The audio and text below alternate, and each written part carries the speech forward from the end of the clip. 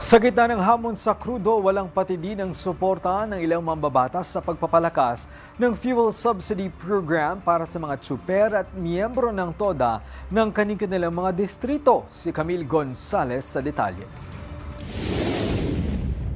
Patuloy ang suporta ng ilang mambabatas sa pagpapalakas ng fuel subsidy program para sa mga tsuper at miyembro ng TODA na lubhang apektado ng pagtaas ng presyo ng petrolyo. Nanindigan si Nueva Vizcaya Long District Representative Tim Cayton na napapanahon at mahalaga ang tuloy-tuloy na pamamahagi ng fuel subsidy dahil direkta nitong napapagaan ng gastos sa operasyon ng mga tsuper at miyembro ng TODA sa gitna ng matinding epekto ng sitwasyon. Aniya, nararapat ding tiyakin ng LTFRB at DSWD na maayos, mabilis at targeted ang distribusyon ng tulong upang mas marami pa ang makinabang sa programa. Binigyang diin din ni Cayton na bagamat nag-anunsyo ng ceasefire, hindi dapat makampante ang publiko dahil hindi pa rin tiyak ang stabilidad ng oil supply. Kaya mahalagang siguraduhin ng pamahalaan na protektado ang mga tsuper maging ang kanilang kabuhayan. Samantala, nakiisa naman si Pampanga 1st District Representative Carmelo Lazatin Jr. sa isinagawang fuel subsidy payout ng Department of Social Welfare and Development o DSWD sa Angeles City bilang pagtugon sa pasanin ng mga tricycle drivers bunsod ng taas presyo ng langis. Ito'y sila yuning siguraduhin na walang tricycle driver ang mapag-iiwanan at mas marami pa ang mapamahigian ng tulong mula sa pamahalaan.